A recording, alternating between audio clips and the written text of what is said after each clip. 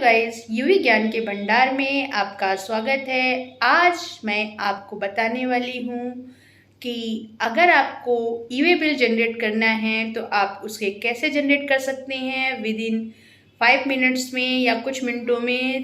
तो आपको मैं आज मोबाइल फ़ोन पर ही बताऊंगी कि आप ई वे बिल को कैसे जनरेट कर सकते हैं।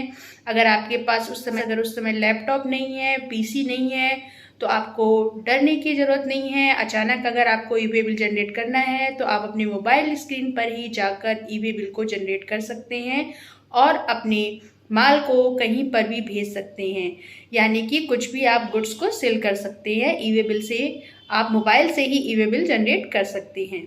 तो जो भी वीडियो मैं बताती हूँ वो आखिरी तक देखा करिए, ताकि आप अगर स्टेप एक भी भूल जाएंगे तो आप कंफ्यूज हो जाएंगे। तो वीडियो को लास्ट तक जरूर देखा करिए और मेरे चैनल को सब्सक्राइब जरूर कीजिएगा, लाइक जरूर कीजिएगा, ताकि आने वाले वीडियो का नोटिफिकेशन आपको मिल सके। तो अब चलते हैं मोबाइल स्क्रीन पर।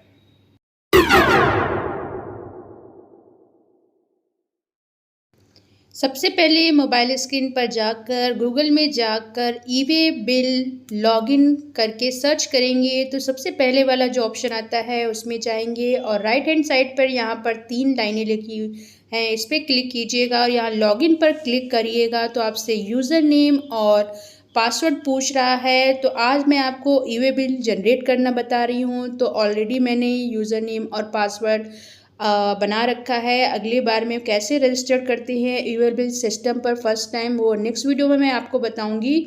तो मैंने यहाँ टाइप करके कैप्चा डालकर लॉगिन कर लिया है। लॉगिन करते ही आपको मोबाइल स्क्रीन पर इस तरीके का विंडो ओपन हो जाएगा। ये आपको कुछ डिस्क्रिप्शन में लिखा हुआ है, इसे पढ़ लीजिएगा और ओके पर क्लिक करके कंटिन्यू कर दीजिएगा। तो ये जो ओके करने के बाद इस तरीके का जो फेस दिख रहा हुआ है, यहाँ पे बहुत सारे ऑप्शन दिए हुए हैं।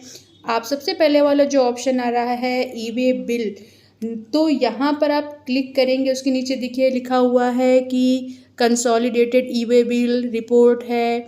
उसके बाद पहले वाला जो ऑप्शन आ रहा है ई वे बिल, यानी कि जब एक बिल का ई वे बिल बनाना होता है तो हम लोग सबसे पहले वाले ऑप्शन में जाते हैं, उसमें जनरेट न्यू में क्लिक करते हैं।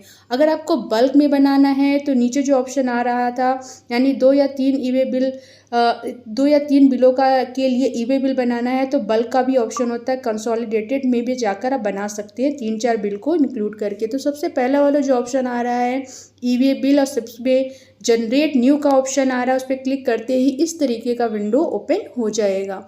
अब इसमें सप्लाई टाइप पूछ रहा है, आउटवर्ड है या इनवर्ड है। अगर आप सेल करेंगे तो आउटवर्ड पे क्लिक करेंगे और अगर कहीं से इंपोर्ट कर रहे हैं तो इनवर्ड पे क्लिक होगा। और उसके बाद सब टाइप में पूछ रहा है किस चीज़ के लिए भेज रहे हैं, यानी कि जॉब वर्क के लिए भेज रहे हैं या सप्लाई कर रहे हैं।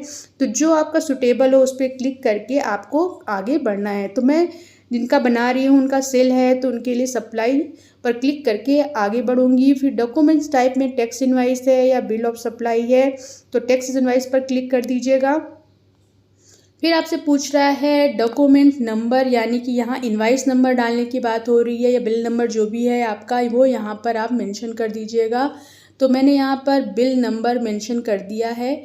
यहाँ पर जिसका मैं बना रही हूँ उनका बिल नंबर ये मेंशन कर दे रही हूँ। फिर आपसे डेट पूछ रहा है, डॉक्यूमेंट्स का डेट क्या है। तो जिस दिन आपको माल भेजना है और इनवाइस डेट जो होती है दोनों सेम ही होती है, तो मैंने वो एंटर कर दिया है। उसके बाद आपसे पूछ रहा है ट्रांजैक्शन टाइप रेगुलर है या कुछ और है, बिल टू शिप टू है, मतलब कहाँ भेजना है। तो अक्सर लोगों का रेगुलर ही होता है, तो रेगुलर पर क्लिक करके आगे बढ़िएगा। फिर आप नीचे देखिए यहाँ लिखा है बिल फ्रॉम, तो ये उनकी डिटेल आ रही है जो ई वे बिल जनरेट कर रहे हैं। तो ये ऑटोमेटिक फील्ड होती है, इसे भरने की ज़रूरत नहीं होती है। हमें भरना है यहाँ पर बिल टू, यानी कि हमें जिसके पास हमें माल भेजना है उसके लिए उसकी डिटेल भरनी है। तो उसकी पूरी डिटेल भरने की ज़रूरत नहीं है, सिर्फ आप उनका GSTN नंबर टाइप करेंगे। तो जैसे ही टाइप करेंगे उनकी डिटेल ऑटोमेटिक आ जाएगी। देखिए मैंने जैसे ही टाइप किया तो जो पार्टी थी उसका नेम आ गया है और उसका साइड में एड्रेस भी आ जाता है। ये देखिए एड्रेस भी आ गया है।